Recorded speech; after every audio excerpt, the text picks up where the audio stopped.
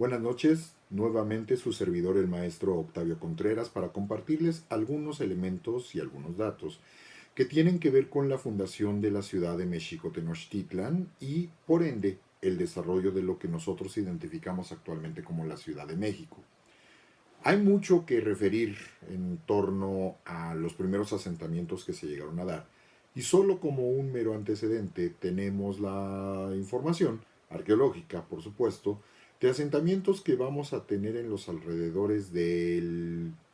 inicio de nuestra era, de la era cristiana, hacia la zona de la cuenca de la ciudad de lo que actualmente es el sitio donde se encuentra la Ciudad de México. Hay que considerar que el espacio físico donde se encuentra lo que nosotros llamamos el Valle de México es una zona un poco más extendida, es una serie de valles con ciertas cantidades de espacios de lagunas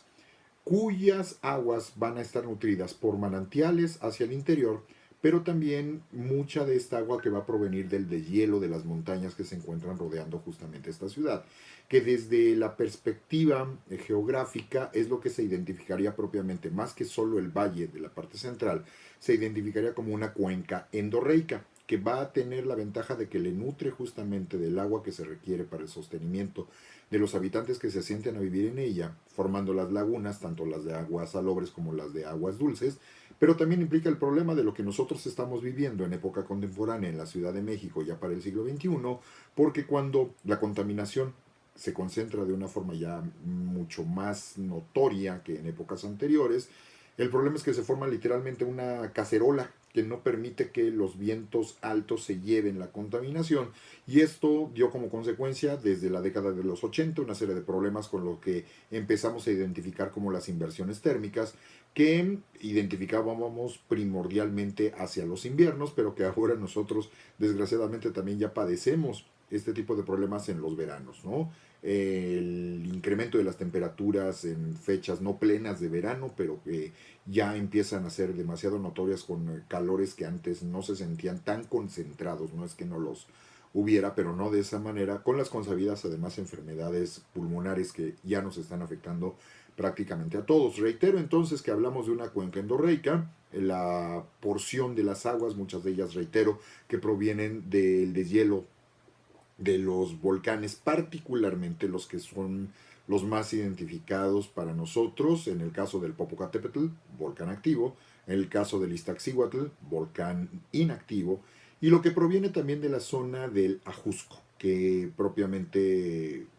sigue nutriendo de una gran cantidad de elementos naturales y viene siendo uno de los pocos pulmones más cercanos que le quedan a la ciudad, ya directamente hacia el entorno, directo hacia la zona del sur. Ahora, estos lugares permitieron el asentamiento de algunas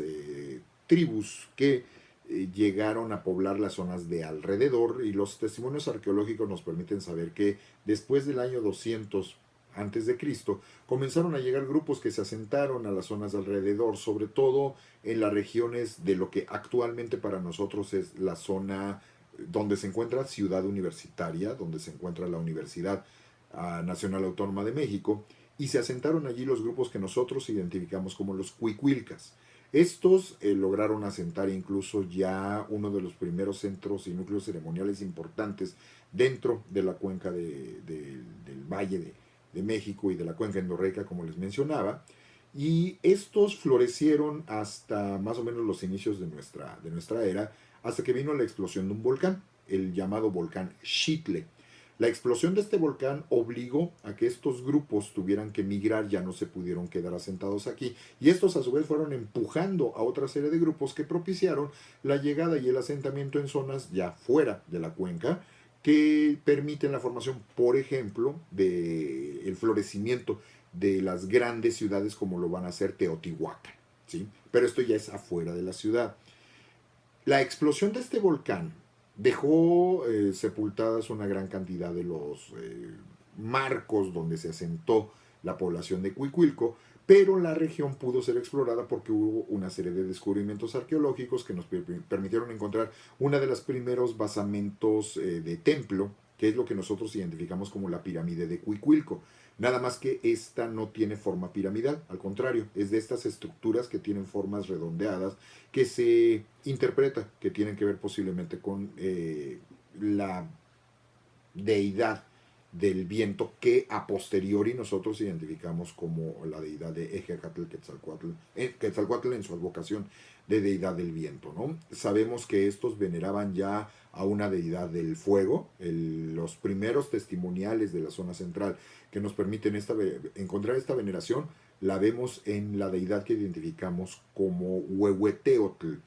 deidad que con el paso del tiempo sabemos que se va a extender hacia algunos otros núcleos poblacionales que también los van a terminar venerando y que van a llegar incluso a ser venerados ya directamente por los grupos que llegan en la época un tanto más tardía, en lo que solemos todavía identificar como el posclásico, es decir, ya del siglo XIII en adelante, e incluye ya el periodo en el que llegan los españoles a la cuenca del Valle de México.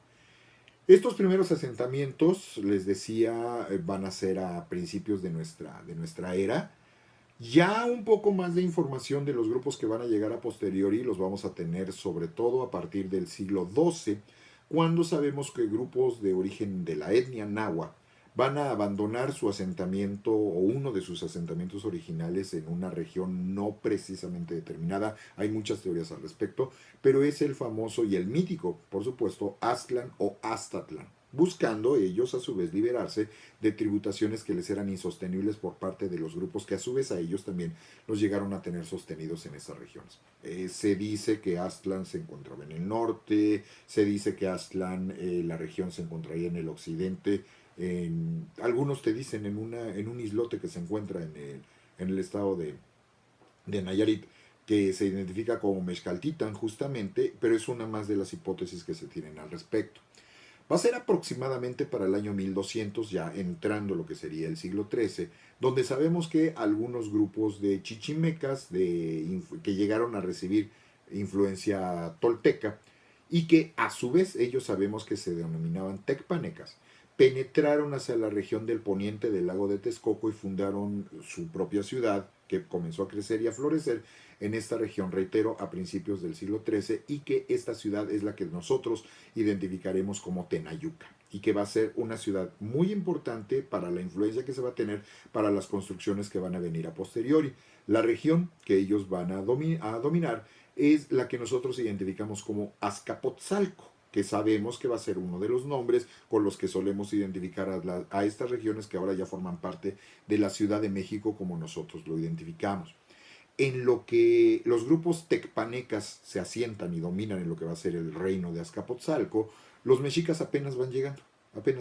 Los mexicas, que van a ser descendientes de aztecas, ya no son aztecas, dejan de serlo al momento que ellos salen de su lugar de origen, y estos grupos de elegidos del dios Huitzilopochtli, ellos se van a identificar ya como los elegidos de esta deidad, y eso es lo que les da justamente el nombre de mexicas. Estos van a penetrar hacia la zona de la cuenca de México, pasando por distintos lugares que posteriormente nosotros también vamos a identificar como parte de la ciudad, lo que va a ser Tzompanco, Xaltocan, Ejecatepetl, Pantitlán, Popotlan o Atlatlacuayan o Atlacuihuayan.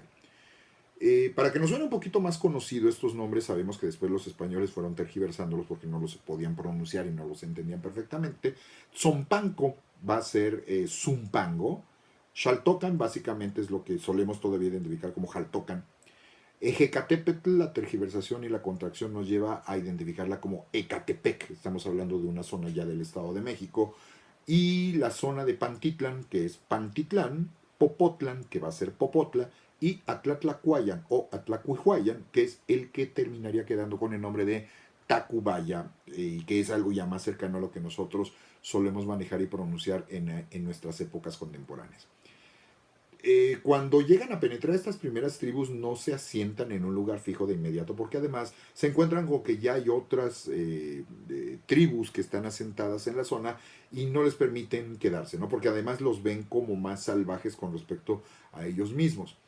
Va a tener casi prácticamente que pasar el siglo entero, ya mediando alrededor del año de 1300, ya entrando hacia el siglo XIV,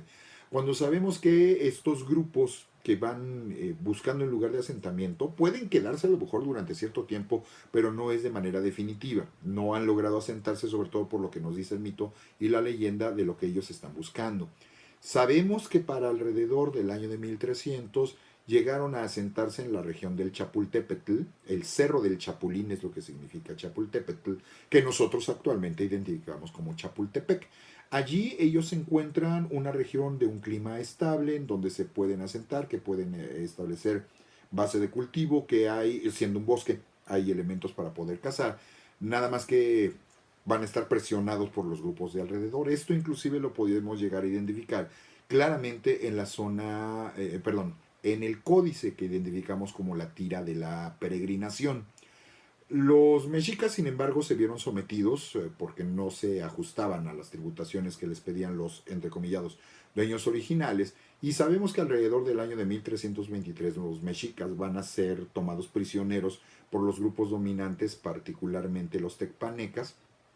Y estos, a su vez, los van a terminar, ahora sí que dejando bajo la custodia y el cuidado de una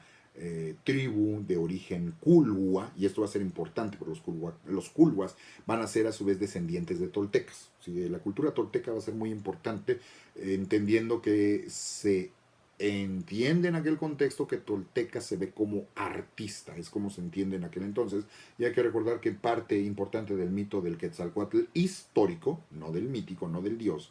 el Quetzalcóatl histórico habría sido uno de los sacerdotes más importantes de la región de Tula, justamente. Entonces es importante entender que viene este como linaje tolteca por la línea de los culhuas, y estos van a mantener cuidados y vigilados a los mexicas, permitiéndoles que se asienten en una zona un poco dura y agreste. El mito te dice que incluso les permiten que se asienten en esta zona que se llama Tizapán,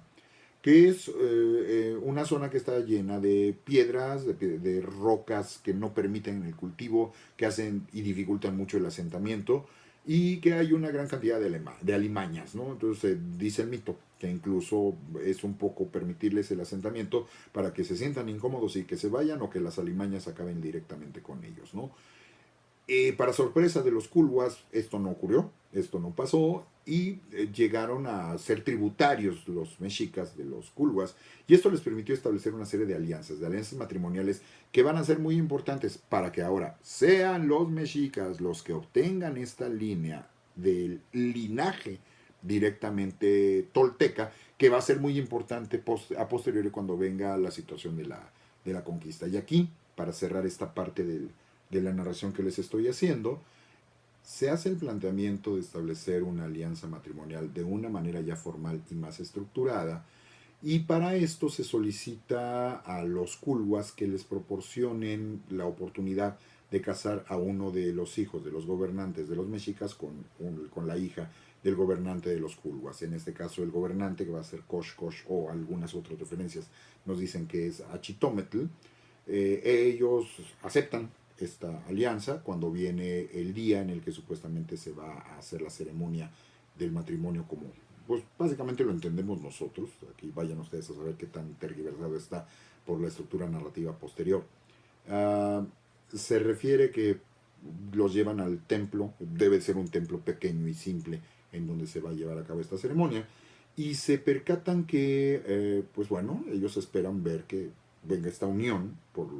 el tipo de ritos que ellos se identifican y ellos conocen, pero para su horror notan que el sacerdote principal de los mexicas está haciendo una danza, y no ven directamente a la hija, ¿no? Para el horror de Achitometl, se encuentran con que la hija ha sido sacrificada, le han arrancado el corazón, se lo han ofrecido al dios Huitzilopochtli. Recuerden que el sentido del sacrificio es muy diferente a la visión de salvajismo que nosotros solemos tener acerca de los grupos indígenas. Para ellos es el máximo honor. A la hija le tocó el máximo honor de ser sacrificada para alimentar al sol. Y además la piel de la hija ha sido arrancada y se ha colocado directamente sobre el cuerpo del gran sacerdote, ¿no? Desde la perspectiva de los descendientes de los toltecas, que recordemos que se nos dicen las leyendas de ellos que el propio Quetzalcóatl, el Quetzalcóatl hombre sacerdote, les prohibió que hicieran sacrificios humanos. Este evento provoca el horror por parte de Achitómetl, que toma la decisión de que estos son una punta de salvajes que no tienen nada que hacer aquí, nosotros no queremos nada que ver y no queremos ningún tipo de alianza, y los terminan corriendo y los terminan expulsando de la zona de Tizapán. Aquí entonces van a tener que volver a peregrinar estos grupos mexicas, y aquí, después de este importante evento donde van a ser corridos por última vez, se abre la puerta para que entre los años de 1324 y 1325 se presente el famoso mito, el evento fundacional, el más importante de la vida de los mexicas y que marca el camino de la historia de la Ciudad de México y del país de México como tal hasta nuestros días.